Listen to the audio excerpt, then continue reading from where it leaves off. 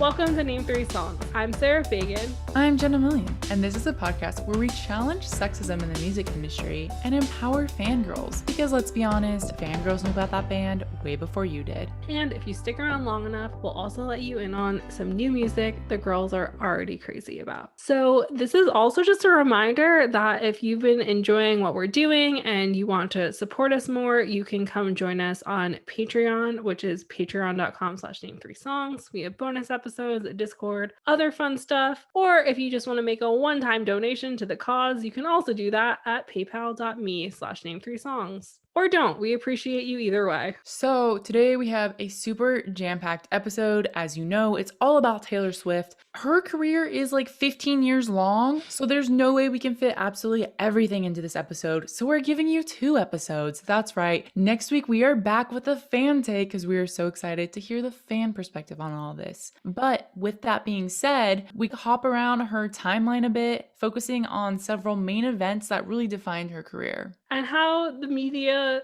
handled it, how the general public handled it, how like some men handled it, you know. Way too many egregious men in this story. So many. So without further ado, what are we talking about today, Sarah?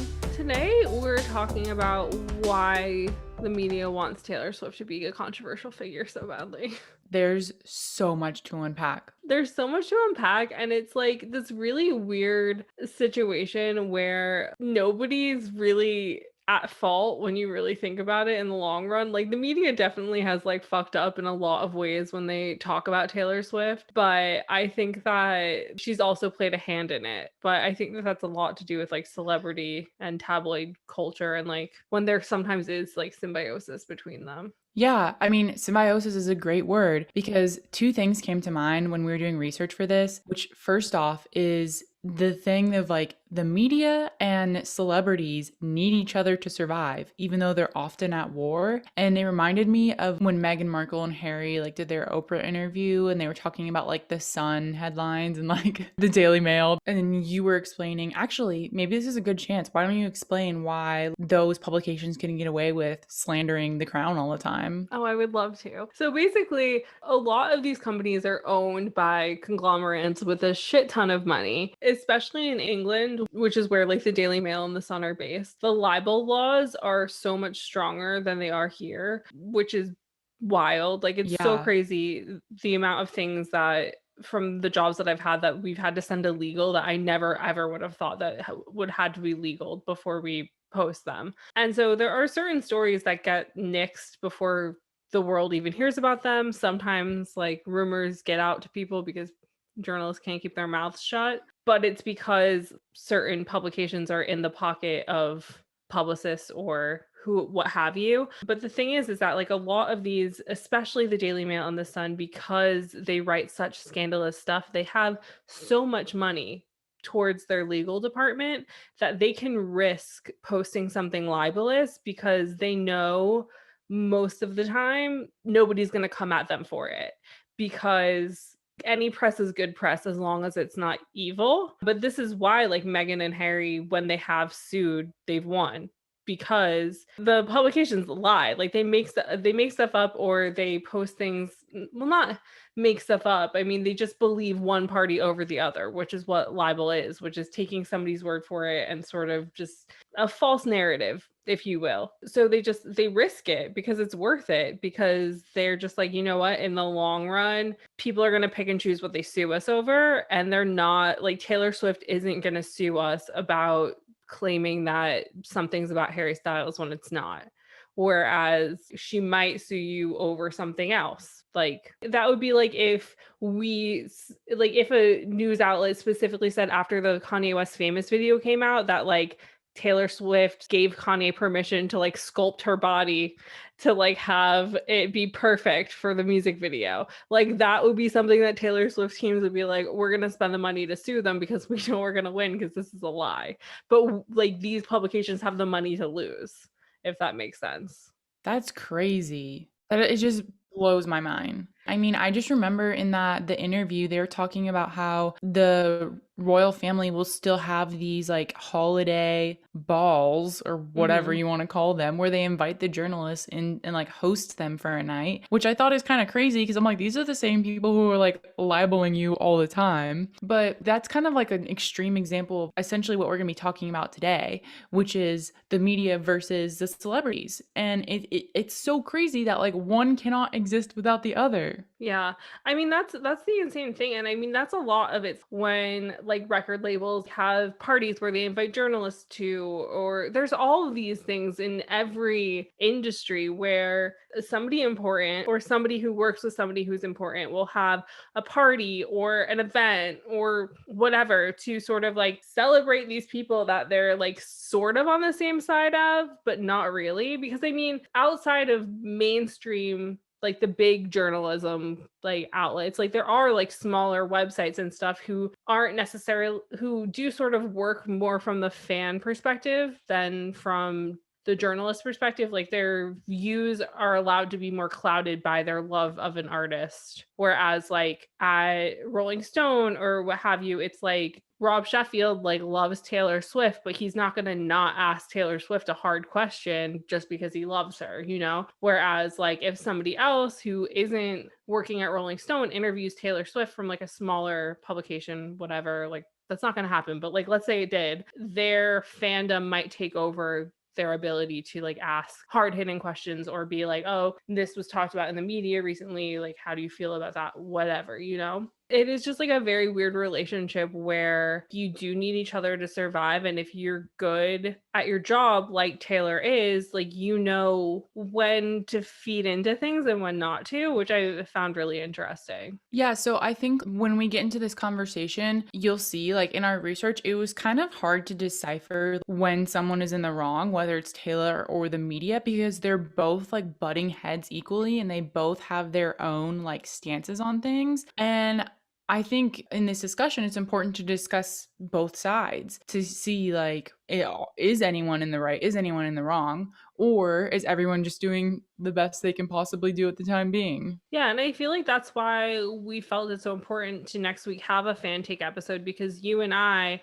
are very much like third party viewers of Taylor Yeah. Swift. And so we're very comfortable being critical about the media and critical about Taylor because Jenna and I don't really have like that strong of feelings either way about Taylor. And especially like I went from being like, oh, this like this woman's a mess, to being like, oh, like I see where this woman is coming from, which is personal growth. But like it's a lot easier for us to be critical, and I feel like that's important to this conversation because there is so much stuff that I feel like it can be viewed as black and white when it's really all a very big gray area, I Yeah. think. I also think Taylor is very, very smart and calculated. And I also Mhm. think somebody in her position doesn't get to her level of success unless you are smart and calculated. 100%. And it's just this thing where like Taylor's career is basically 15 years old at this point, and that's crazy. But I've said this before, but I'm just going to reiterate it. Every album except for Taylor's first has debuted at #1 on the Billboard charts, and her first album debuted at #5. So even from the beginning of her career, people were on board with this. Like people have been interested. This wasn't like a struggling artist situation. Like Taylor has been sort of like prepared for fame in some way or another, whether that is like the people around her protecting her, which like I feel like in Miss Americana it became very clear that a lot of the way that Taylor has been presented to us was a lot of people just trying to protect her from the world and the media. And it's just interesting that Taylor wasn't on most of the general public's radar until the 2009 VMAs incident, Yeah. where even though Taylor has been like doing like the Ellen show, like guesting on MTV shows, like doing all of this stuff since essentially her career started. But my first, like, I don't know what your first memory of being introduced to Taylor was, but Teardrops on my guitar. my first memory was seeing a clip of Taylor on the Ellen show yelling about how Joe Jonas, well, not yelling, but like being angry about how Joe Jonas broke up with her in a 25-second phone call. And it was like this whole thing. And then I'm pretty sure that she parodied it on SNL or like called him out on SNL about it too. She did, yeah. And I want to say that there was like a commercial for a Barbie that like would call you, and it was like a Joe Jonas breakup, but like I might have made that up. I don't know. That's like a memory that I have. It might be false. Wait, so you didn't know her music before that? I think I knew like our song is like our song, like I knew that, Yeah. but I don't think I knew her music really before that, because at that phase of life, all I was listening to was like whatever I was finding on MySpace. Yeah. So we said her debut album came out in 2006. Mm-hmm. Because I remember Teardrops on My Guitar. Like, I remember all those songs. I would have been 11. I remember like specifically being at like a middle school dance, and I had just gotten my first like silver, I don't even know what brand, flip phone. And I was at this school dance and they were playing like one of the Taylor songs. That is my first memory of Taylor Swift. So I was a little bit ahead of the game, Sarah. I was a little bit before you. Wow, amazing. But it is funny though that my first memory of her is her yelling about a boy, because I feel like that was Yeah. always my perspective, was like, oh, there's Taylor again talking about an ex-boyfriend. But the thing that's so interesting to me is that she was just like a teenager who like probably wasn't that media trained, just sort of like talking, because like if you go back and watch how much Taylor had to change as a person from the beginning Yeah. of her career to now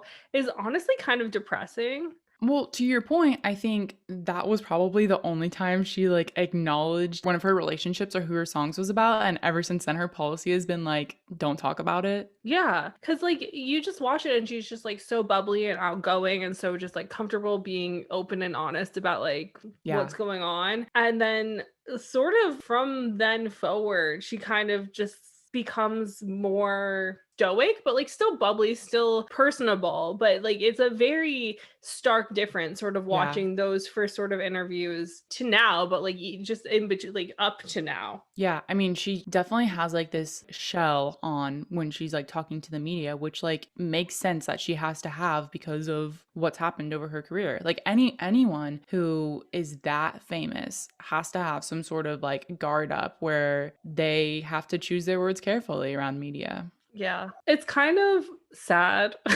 that Taylor had to like go through something where it sort of feels like after the VMAs that sort of made her feel like she needed to take a new stance and like need to be a stronger person in like so many ways, in that like she needs, okay, number one, like she already was in the limelight, but now she's like thrown even more in it. They're like shining a flashlight straight on her, sort of thing. Yeah, I mean, so let's definitely get into the VMAs, but I do want to mention one quote that I found earlier. There's a 2019 article in The Ringer called 10 Years of Taylor Swift, How the Pop Star Went from Sweetheart to Snake and Back Again. It talks about how, like, quote, Swift's appearances in the public eye continued to frequently involve a moment when she looked awestruck, surprised, and generally in need of a hug. She was, quote, absolutely traumatized by Justin Bieber's Punk'd episode. Her award show face became a meme. She fell so easily into her groove as America's flabbergasted sweetheart that it started to irritate people. So this was kind of just like a thing that happened. She went on in 2010. Deadspin published something literally called The Hater's Guide to Taylor Swift. So I mean, like, I think the Kanye moment started like a series of events where like she became the butt of the joke. And what I found in a lot of these articles is that like Britney's gone. We need someone, we need another white woman we can dig our claws into. And I think also at that time, like Kanye's star was shining very bright. So it was kind of like, even though Kanye at the time was like, the point wasn't that Taylor didn't deserve it. I don't know her. I'm sure she probably did. But his point was like, hey, MTV's being racist. Yeah. Like Beyonce should have won this, but instead they just give it to like the first white girl that's shown up again because Britney's gone, sort of thing. So also just a refresher in case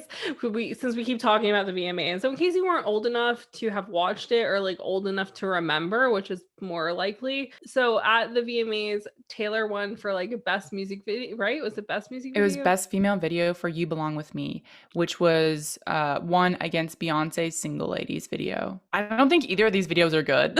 Yeah, I'm like, neither of these videos are that exciting, but also I feel like 2009 wasn't a great year for music videos. It was different then. You know what? I can't judge it with K-pop music video glasses. But yeah, so when Taylor goes up to get this award, she's handed her award, she's handed the mic, and then Kanye gets up on stage and he like takes I'm gonna the let you mic from finish, her. but he takes Yeah. the mic. He's like, I'm gonna let you finish, but like, and then was basically like, Beyonce deserved this award.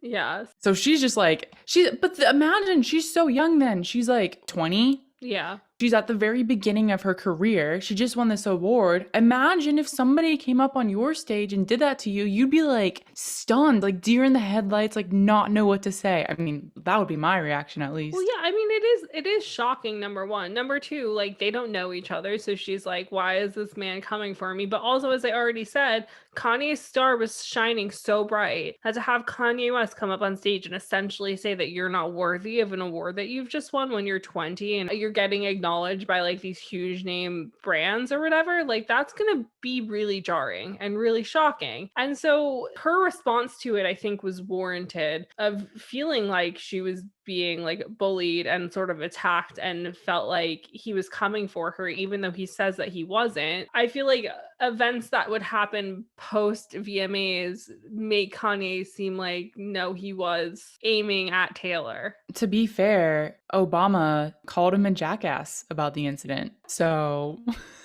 Love Obama dialing in.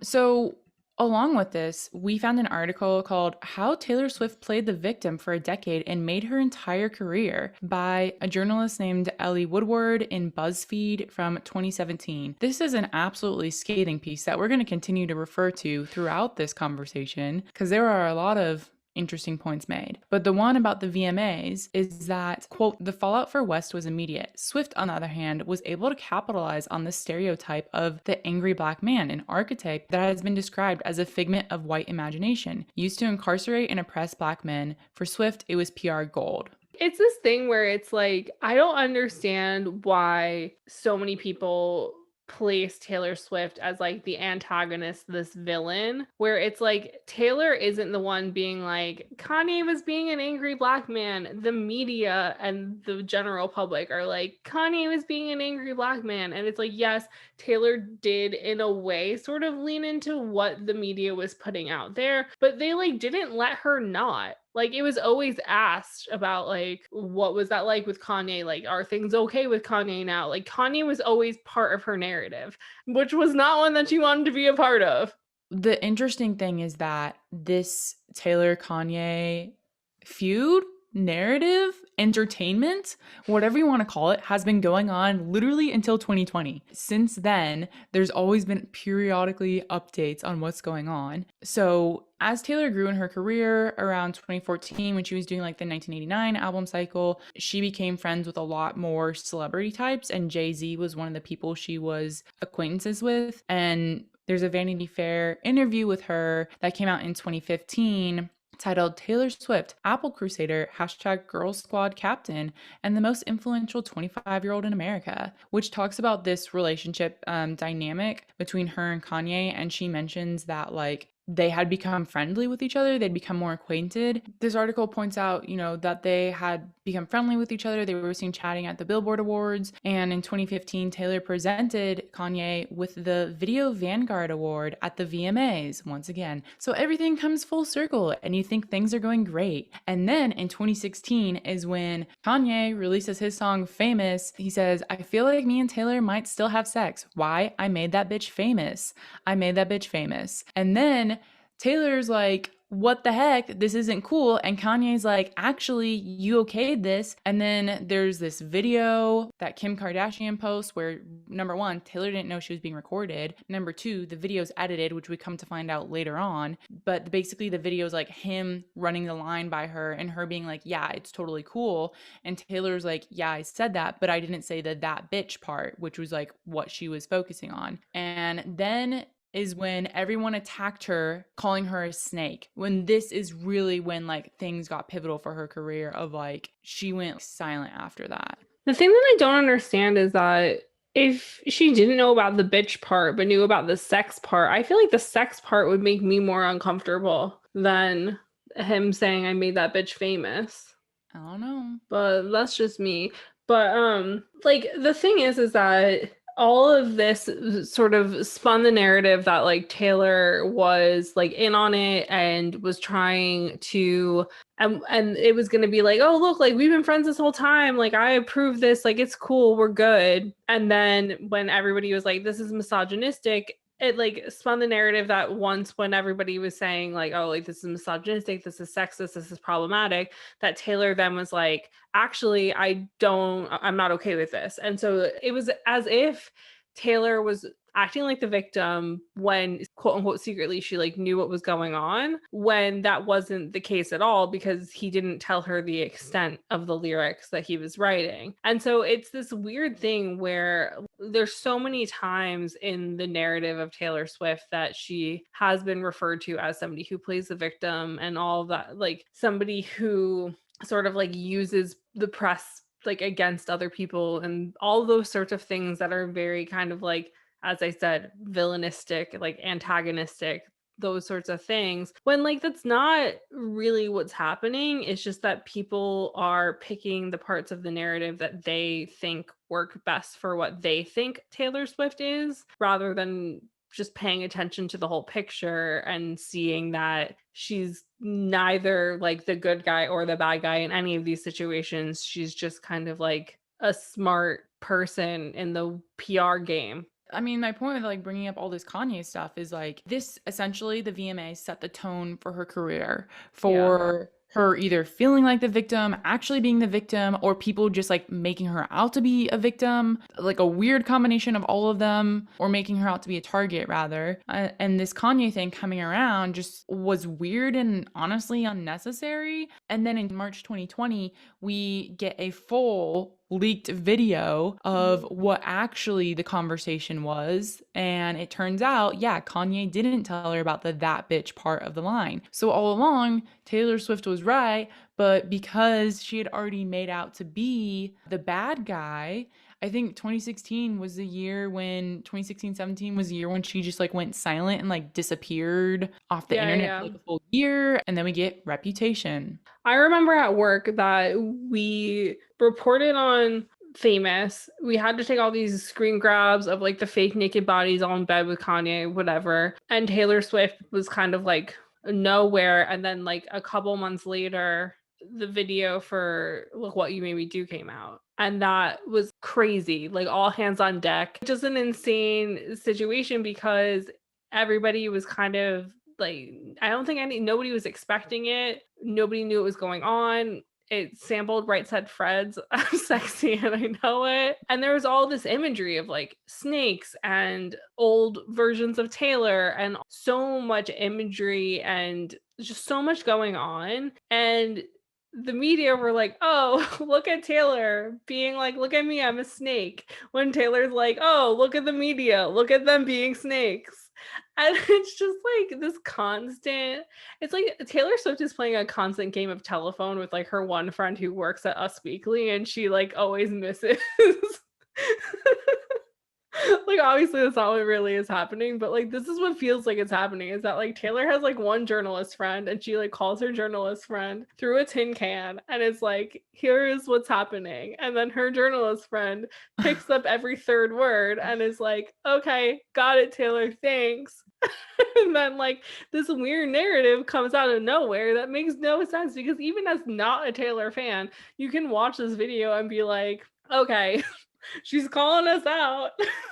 Yeah, Reputation was very much a call out album about everything that had happened to her. Yeah. And I just feel like so many people, especially in like the line of work that I was in, which was very like entertainment slash gossip news, they just want to be oblivious to it. They don't want to acknowledge that they're the problem when they are the problem. Because even though like music journalism has not always been completely on Taylor's side, like they do sort of like acknowledge that she's talented and like talk to her like she's a smart woman, whereas I feel like other outlets kind of do that thing where it's like, can Taylor possibly be writing her songs?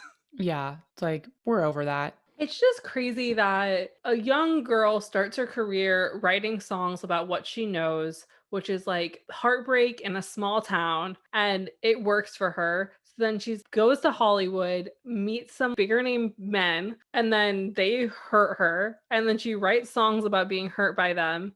And that works for her. And she talks about it because she's a small town girl excited to be on the Ellen show or whatever. And so she talks about like what her songs are about. And then she's thrown like 300 miles an hour into mainstream media rather than like having that like slow climb that she was having. True. Because of this Kanye moment. And then all of a sudden, this equation that she had built was like always equaling out to being successful, all of a sudden starts being scrutinized because they're like, oh, like look at this dumb girl who is writing about all of her breakups and writing about how she was bullied in high school and then writing about how she's bullied in in Hollywood. And they're all kind of just like picking her apart for just writing about what she knows. She's experiencing, yeah. What she's experiencing. And it's like, number one, this girl grew up in Nashville. So country music is just writing what you know, writing what you live. But because she looks how she looks and acts how she acts, she gets to be country pop, which means that she's in the mainstream charts instead of just country charts. And so people aren't taking into account that like, oh, she grew up on country music. This is what country music is just like telling a story about your real life. And then she like felt like she needed to be more coded about things. And so then she is coded about things, but then she also is like PR trained. So then she's out here being like, well, if this is what the media wants and this is what they like and it's worked for me, I'm going to continue to like talk about this stuff, but like in a way where my fans know what's happening, but the media maybe doesn't know what's happening. But then the media is also like, look at Taylor always having a new A-lister on her arm, always writing about what this A-lister did to her. And it's just like she can never win. Yeah, so this brought up like a few things to my mind. First off, Taylor's songs are very much a personal diary, and like she's admitted that too. And I think from an early age, that's probably why she gets a lot of this scrutiny, is like she writes about the knight in shining armor, like white horse, like stuff like that. Like it is very fantasy Cinderella type music coming from a young teen girl and attracting young teen girls as it should. And so that's like number one, why it's easy to make her a target. Number two, I think we oftentimes forget how young Taylor was when all of this is happening, because we've talked about like Justin Bieber and like Billie Eilish, other people who are like young and in the spotlight, but like Taylor was just as young. Yeah. But she never had like her quote unquote like mental breakdown that like we allowed Justin to have publicly. Well, I mean, women aren't allotted that. We can't have that. We need to be prim and proper and put together. And even though Taylor was prim and proper and put together, they still found reasons to drag her through the mud as if she is having benders and throwing up on the sidewalks. And I mean, I feel like that was so much apparent in her like 8-month relationship with Harry Styles. And I think that this is something that touches on a lot of stuff that we talked about, in that like Harry was 19 when he was dating Taylor. And from like the second One Direction left X Factor, Harry Styles is viewed as this like womanizer just for like hanging out with women, like dating, like a teenager does. And so he has this narrative of a womanizer. Taylor has this narrative of like a cold-blooded man killer who like just dates men to write songs about them or whatever. And the media just sort of ran with every possible thing that they could. And Taylor decided to capitalize off it, because why wouldn't you? And so Jenna had mentioned this BuzzFeed article earlier written by Ellie Woodward. And I mean, as Jenna said, like she's not super kind to Taylor, but it is interesting reading her perspective on this, because she quoted like this Vanity Fair article that stated that Swift writes songs about the guys she dates and then sends fans on a scavenger hunt to find out who they are. And so throughout her like on again off again relationship with Styles, which was reported on heavily, Taylor was utilizing her social media to sort of make fans be like, oh, is she writing about Harry? Like, what's going on here? I don't know, Jenna, if you want to elaborate on this. Yeah, so after that came out in the Vanity Fair profile, one day after the breakup with Styles, Swift tweeted the words, "Till you put me down." And these happen to be lyrics from her song, I Knew You Were Trouble. And Woodward goes on to say, it's a masterful attempt to link the narrative of the song to this breakup, suggesting that the song was about Styles, assigning blame to him. Later that year, she was asked whether she was horrified to perform the song in front of Styles. She said, well, it's not hard to access that emotion when the person the song is directed at is standing by the side of the stage watching. But Woodward points out that the timeline of their relationship doesn't allow for the lyrics to have been written about him. Swift revealed that the idea of the song came to her 6 months before her scheduled writing sessions around January 2012, which was at least 3 months before she'd even met Styles. So essentially, she takes a narrative of people guessing that I Knew Your Trouble was about Harry Styles and just runs with it, which honestly is an insanely smart move because, quote, by manipulating the timeline, Swift was able to present herself as a victim of the actions of her perceived philanderer, creating the sort of narrative that would help sell records. In an apparent bid to link the heartbreak inflicted by Styles to the next phase of her recording career, she tweeted just days after the split, back in the studio, ... uh-oh. The tweet enabled Swift to push the narrative of the breakup beyond the logical endpoint of its news cycle. By suggesting she was going into the studio to write songs about Styles, she created interest in an album 2 years before it even materialized. And she ensured it became a mainstay in the press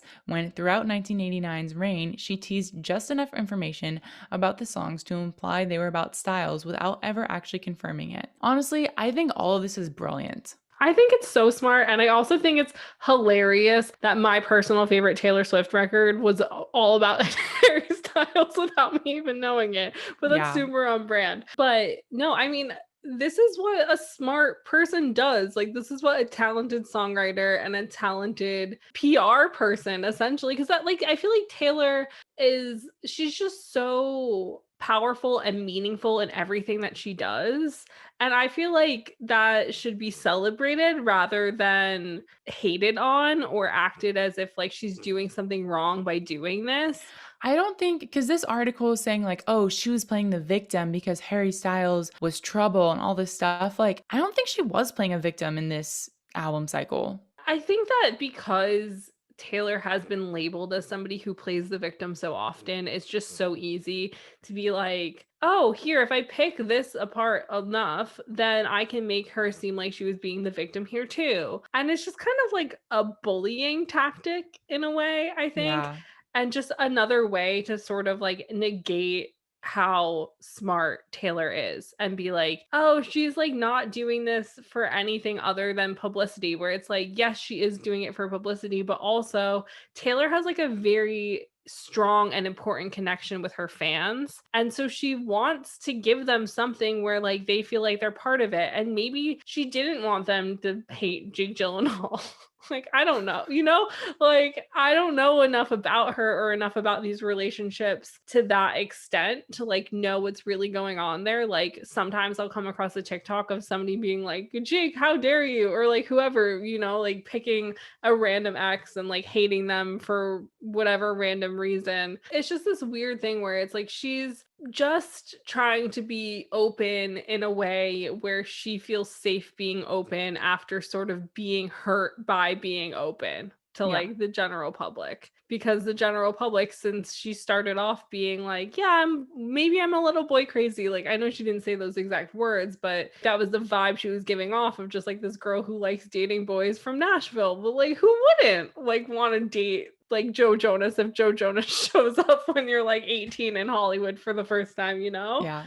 And instead of just like letting her be kind of like a teen having fun, they're like, oh, look at Taylor. She's dating boys and breaking their hearts to write songs about them. And then it's like, oh, look at Taylor playing the victim, acting like this boy broke her heart, when we all know that like Taylor's MO is to date a boy and write songs about him. So she was never going to win. So why not just do what she wants and like use it to her advantage? Yeah, I mean, this writer from the BuzzFeed article also points out that like Taylor makes this story so irresistible that it like keeps us wanting to come back for more and like find out what the next chapter is. But I think this is also a good segue into the fact that like Taylor Swift has addressed a lot of the sexism in the 2014 album cycle. And one of those interviews is when a 2014 interview with Time magazine, she was asked whether it annoys her that people claim she doesn't write her own songs. And she says, and we all know it's a feminist issue. My friend Ed Sheeran, no one asks questions, whether he writes everything. In the beginning, I like to think that we were all on the same playing field. And then it became pretty obvious to me that when you have people sort of questioning the validity of a female songwriter or making it seem like it's somehow unacceptable to write songs about your real emotions, that it somehow makes you irrational and over emotional. Seeing that over the years changed my view. It's a little discouraging that females have to work so much harder to prove that they do their own things. And I mean,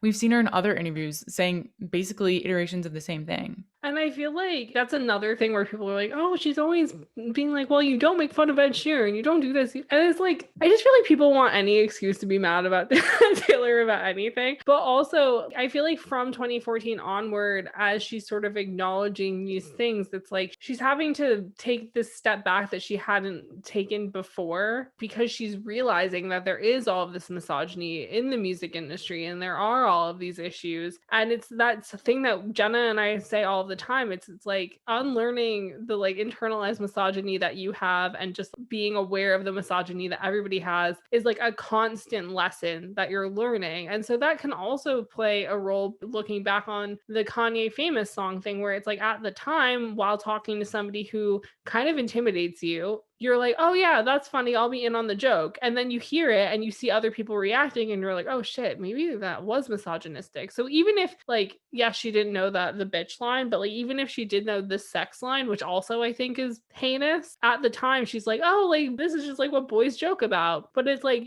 sometimes it's hard to acknowledge when something is problematic or misogynistic. So in a 2015 interview with Maxim, they asked her about becoming more feminist as of lately. And she said, again, talking about the songwriting quote, like she actually acknowledged misogyny is ingrained from people from the time they are born. So I mean, like, we have to give her props for like realizing this and like trying to grow and be better, because she had that one song. Yeah, so she had Better Than Revenge, which we talked about in our misogyny and pop music episode, which she was like, oh, this girl stole my boyfriend, when like a boy can't be stolen. But like later on in Taylor's timeline of growing as a woman, she was like, yeah, looking back on it, like it takes two to tango, like it wasn't only her fault. So Taylor growing has been something that is really interesting and really amazing to watch happen. But in the same light, like, because again, people just want to pick apart Taylor, which like sometimes you have to. Like, I can acknowledge and agree that I think that Taylor probably should have been a bit more outspoken about politics, when a lot of people have been outspoken about politics, especially after seeing that when she was outspoken about politics for this most recent election, there was a correlation of a jump of people registering to vote after Taylor endorsed the Democratic nominee for her state. So I just feel like she should acknowledge the power and voice that she has. And I'm glad that she finally has, but I feel like there have been certain things in her career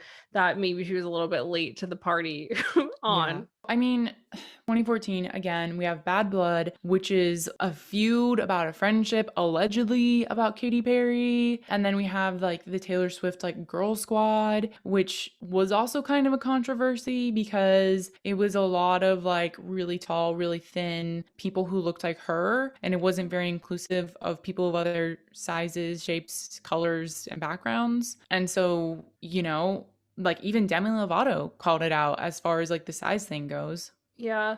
I mean, that was a whole weird thing. I just remember when they were like all at a beach and she like dated Tom Hiddleston for like 3 seconds and like he was there wearing like an I think everyone Taylor tried to forget that Swift shirt. Like there's just like so many aspects that I have so many questions about that we'll never get answers to. Like, why did she date Connor Kennedy when he was like 17? Like, that was fucking weird. Taylor's made some interesting life choices.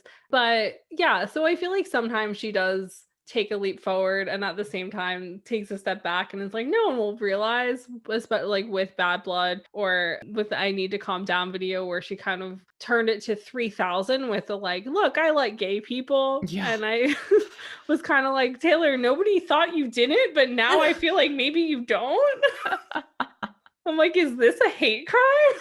Like, Like, what is happening? I mean, in response to that video, like she said in interviews that she didn't realize that she hadn't made her stance clear about supporting the LGBT community, and that somebody was like asking her opinion on it. And she was like, I can't, because to her fans, I think her fans knew, but to outsiders, you would be unaware. And so I think she was like, oh, I need to be like overly apparent, like what's going on here, because clearly I haven't been enough. And so I mean, like, yeah, that video, it came out in 2019, so a lot of people would say like it came out too late, but I mean, like, at the same time, at least she's learning, at least she's growing, at least she's using her platform occasionally. It was just that weird thing where it felt like somebody is like drunk aunt who like doesn't really know anything about pop culture, but like takes notes whenever their niece tells them about someone, gave her the Rolodex of like gay people on the internet. Yeah, And Taylor was yeah. like, cool, I'll choose every other one. Because it just felt like the weirdest jumble of like LGBTQ It felt very odd. people. It felt like a corporate brand was like sponsoring a pride parade, like a float for the New York City like pride parade. And they were like, and was like, we who know are the straights LGBT now? people, like we know gay people.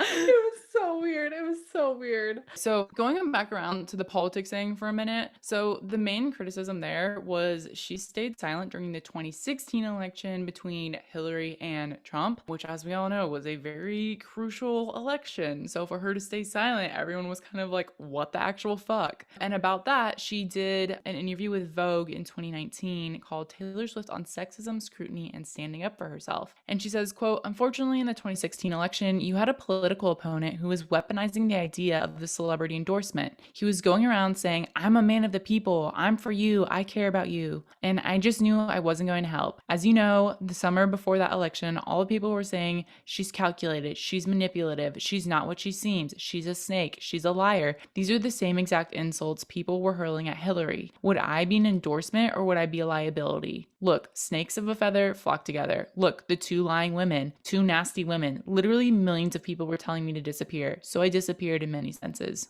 I don't know. When I read that, I was kind of just like, this feels like you just didn't like her. And so you didn't want to support her, which is fine. But also at this, like, I don't know. It really felt like a cop out, like reading that, of being like, oh, well, like people didn't like me. So whatever. It's like, but people did, but there were still people on your side. And you know that. Like the people who would have registered to vote would have registered to vote. They wouldn't have been like, fuck you, Taylor. Like, it's more like the general public who might have been like, fuck you, Taylor. But even still, there was still backlash when Taylor came out this time about being a Democrat and being like, this is what I support. So it's like, she didn't have to be like, I support Hillary necessarily. She could have just as easily just come out and been like, oh, I'm supporting the Democratic Party this election because this is what my viewpoints are. And so it just feels like a very big cop out to be like, well, like people were using the same nasty words like it just felt like she wanted to not be bullied again, which is fine, but at the same time I'm kind of like, okay, this is weird, because she could have chosen to speak against Trump even if she didn't specifically want to endorse Hillary. Yeah, exactly. And I feel like that would have been really powerful if she had done that. Off of that, like the white supremacists kind of co-opted her music. They were like, our Aryan queen, and she still didn't say anything to shut that down.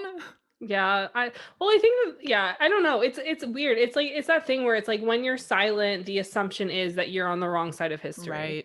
Right. And so I think that was like a lot of my personal issue with it, as somebody who has always sort of taken Taylor with a grain of salt, was just like, what is happening here? So I guess it was just sort of like that viewpoint of her seeming to not want to have the opportunity to allow people to be mad at her again, which I find interesting because her like first really big public move after all of that was she had a radio DJ sue her because Taylor complained that he touched her ass during an interview, or like during a meet and greet post interview. And he lost his job because of this. And then he decided to sue Taylor Swift for reparations, basically. And so Taylor did something which I think is really powerful, which is that she countersued him for $1 because she was like, you sexually assaulted me. You don't have a leg to stand on. And so I feel like she did something that's really empowering for women and a really big step for the music industry. And even if she like didn't have the like strength within her to like do politics, she still had like this strength to do something that was so much bigger than herself in standing up for women in some way, shape, or form, which I feel like is a pretty big deal.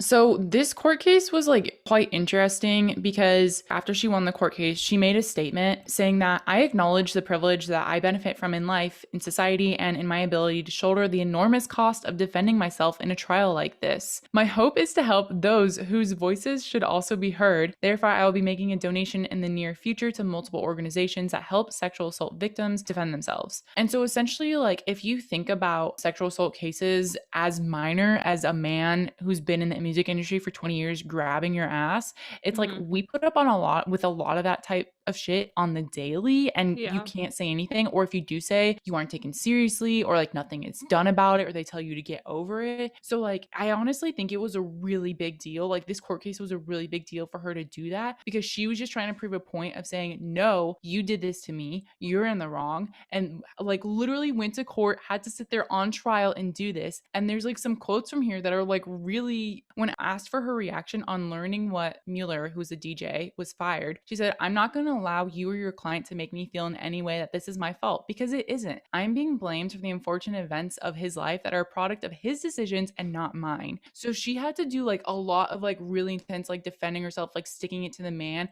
And all of these quotes, she just seems so composed. Again, Well, when Mueller's lawyer suggested that Swift should be critical of her bodyguard for failing to protect her from being groped, she said, quote, I'm critical of your client sticking his hand under my skirt and grabbing my ass. so, number one, if you're taking a photo with somebody, what can the bodyguard do in that exact moment? Nothing. Number two, again, this is like the same rhetoric that goes around where it's like, oh, like, what was she drinking? What was she wearing? Like, what did she do to have this happen to her? And it's like, well, this should be men first language, not women first language, because the man is the one doing something. The woman is having something done to her. It is not Yeah. her fault. And yeah, and so I just think that that's really powerful and important. And we've had episodes talking about the sexual misconduct issues in the music industry, and the fact that Taylor has as much power behind her voice as she does and like was able to do this, I think is really important and impressive because it does set precedent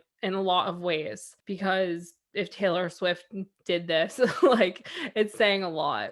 Yeah, I think it was a really big deal. And because of that, she was then put on the cover of Time at the end of the year as one of the Silence Breakers. The Silence Breakers were a group of men and women, mostly women, who have stepped forward this year to speak out about the powerful men who've committed acts of sexual violence against them, from the president to Harvey Weinstein and all points in between. And so there's like basically arguments for and against her being on the cover. For, which is basically all the points we just already said, and against because it's like there are other more marginalized people who were speaking out who probably could have used more of a platform than Taylor did. And I kind of agree with that. Yeah. But I don't think it lessens the fact that she even acknowledged her privilege in being able to take this case to court. Yeah, I agree that like I can see like why people would be like against it or whatever. But again, for women in the music industry, the fact that Taylor did this and won, it's a really big deal. So I think that it just like holds different weight to different people in that Yeah. sense. But I think that her winning that trial and her doing that and sort of feeling comfortable advocating for herself, I think sort of led to what's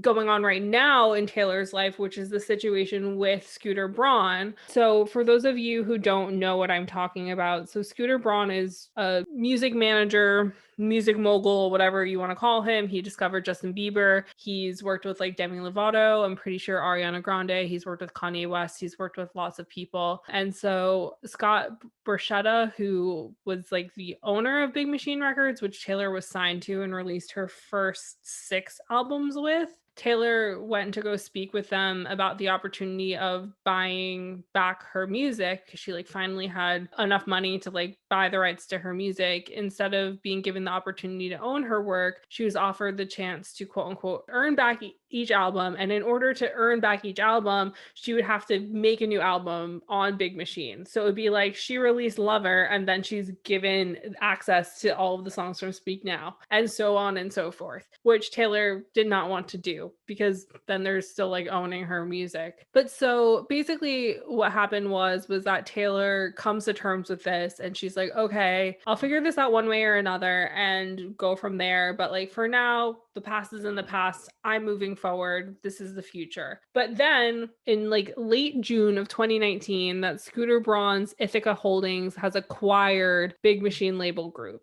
And Taylor Swift wrote in a Tumblr post that she was not privy to this information until the whole world was privy to it.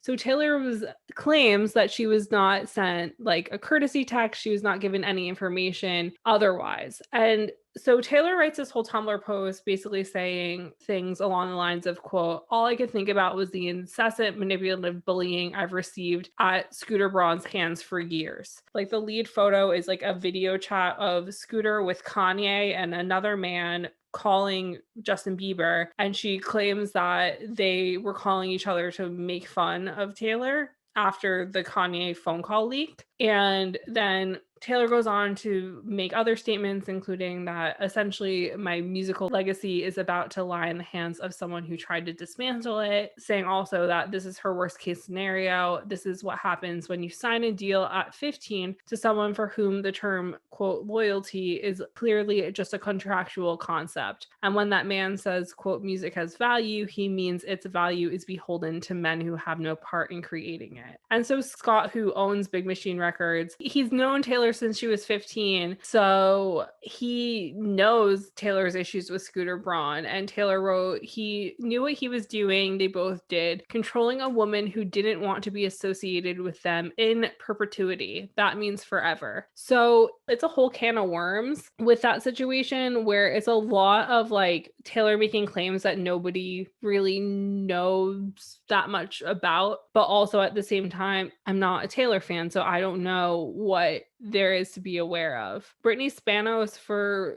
Rolling Stone wrote an article sort of outlining everything else that happened. And there's lots and lots of like he said, she said in this scenario, which also includes that Scott from Big Machine made this whole thing about how he had actually texted Taylor like a week before the acquisition was made public and that he never heard from her. And so another one of the issues is that like with Scooter and Scott having control over Taylor's music, they can pick like what it's used for, if it's used in commercials, if it's used in movies, and Taylor has no say in that. And as somebody who writes her own songs and who like all this is super important to her, like losing that power is horrifying. Yeah. I mean, it really just feels like a big middle finger to Taylor. Like, I know fans were like heartbroken over this, and I know she's like re-recording her stuff now. So I'm super curious because I guess she probably doesn't have control over what's listed on streaming platforms, but I was like wondering if like she releases the new Taylor versions and then like the old stuff will be taken down. But I think if they own it, they have control over whether or not that's taken down. So basically like it's the same thing that JoJo did, was that like JoJo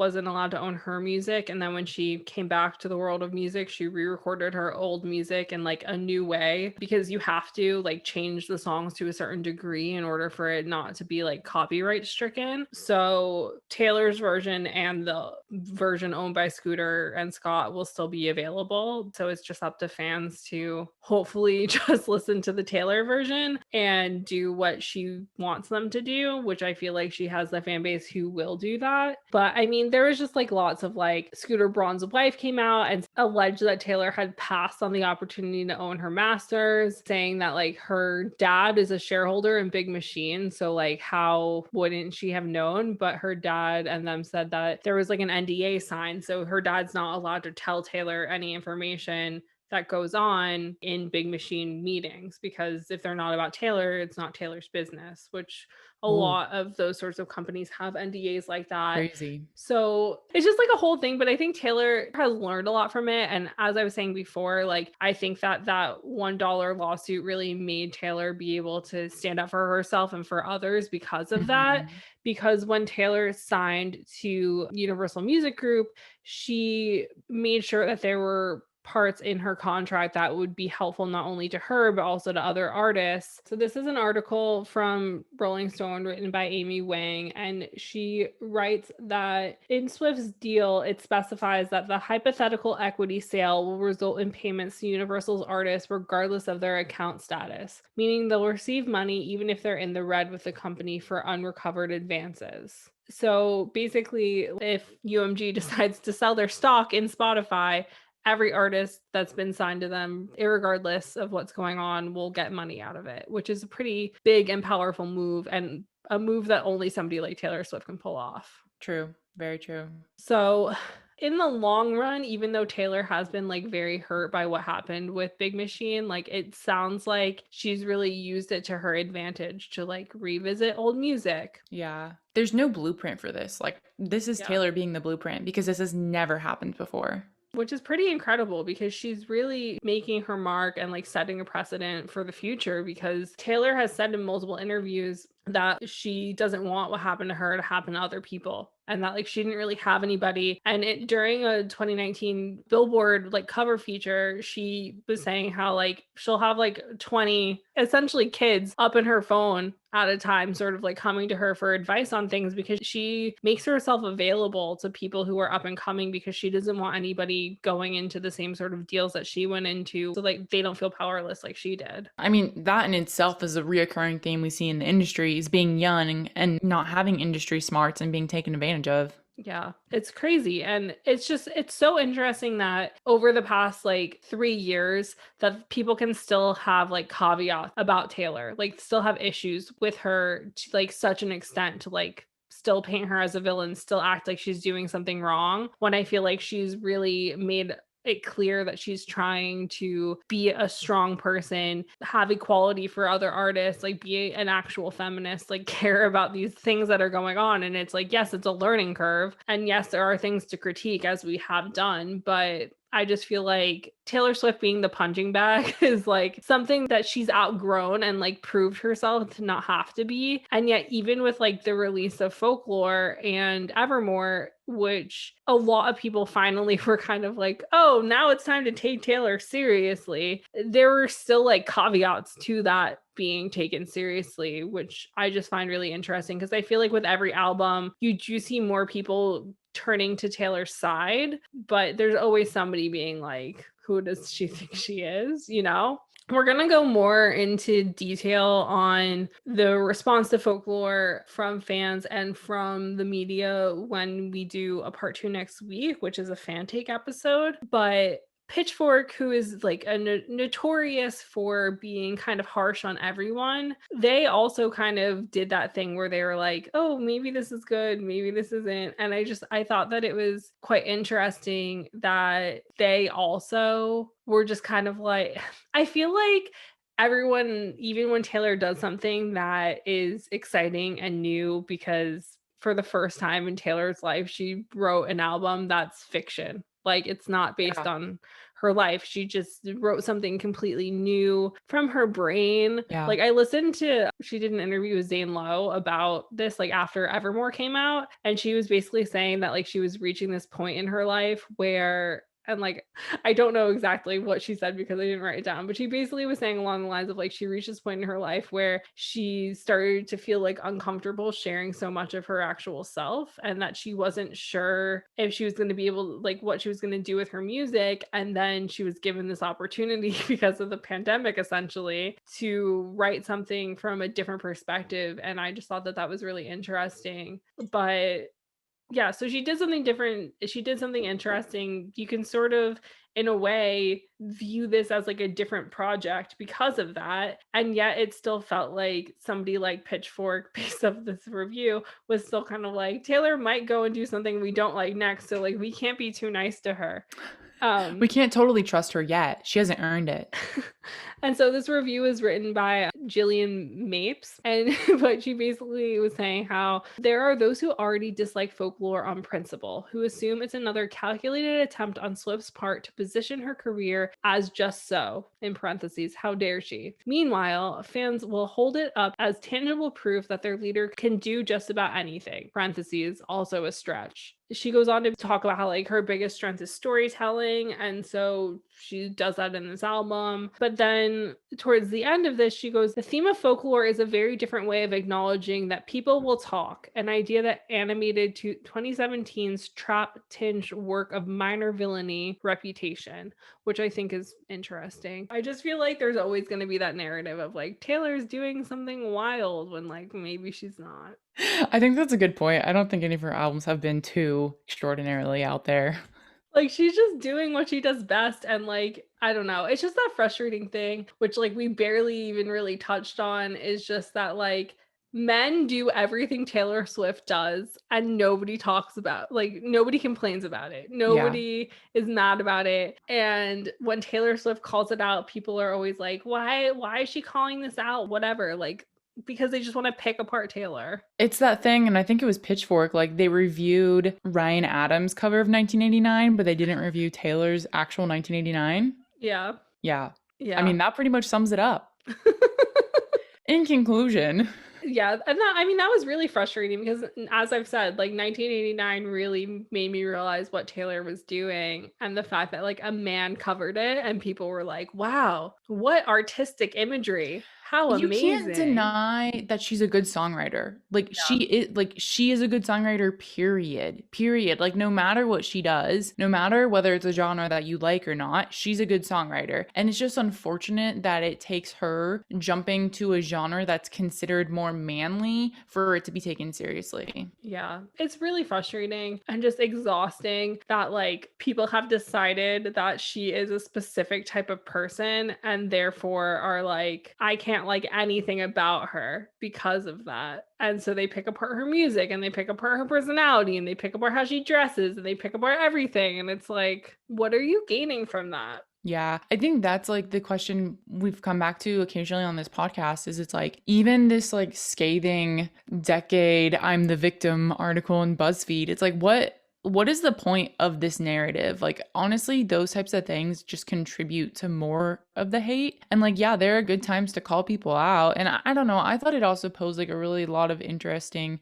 Yeah. points, but to what extent? I mean, to how many of those do we need? How much hate, how much more vitriol do we need out there? Yeah, because I agree. Like that BuzzFeed article was very interesting, but at the same time, it's like, where is your thesis on every other person who's done something questionable multiple times? You know, like I Yeah. just feel like nobody is studied to that degree as Taylor, like to the same degree that Taylor Swift is. You know? Yeah, but I mean, at the same time, she's also a really fascinating character because of how smart she is, because of all the moves, which are not only just Easter eggs for fans, also like the PR moves of how she markets her albums, how she markets Yeah. everything. I think all of it overall, everything is just very, very fascinating. And it's one of those things where like when we talk about something so in depth, it makes me like feel very fortunate or like grateful to be alive at a time when this is happening and like experience it firsthand, Yeah.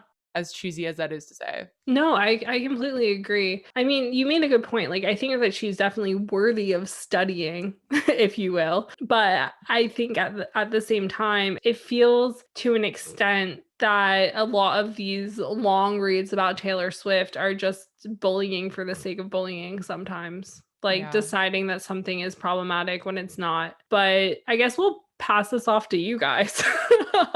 We're going to discuss this more next week. So you have way more Taylor coming your way with some fan perspective, which I think will help Jenna and I sort of wrap our heads around a lot of things that we talked about today. And if you have thoughts on this, you want to share, come slide in our DMs. We're always available. So slide in our DMs with your thoughts and feelings on Taylor because we want to hear them, because I feel like we genuinely can talk about this for ages because it is really interesting. So we are at Name 3 Songs on all social media. You can come talk to us personally I'm at Sarah_Fagan, and Jenna is at Jenna_million. If you want even more access to us, or if you just want to donate to the cause, you can do so at patreon.com/name3songs or paypal.me/name3songs. So thank you for joining us on Name 3 Songs. Until next time, never let anyone make you feel bad about your favorite band.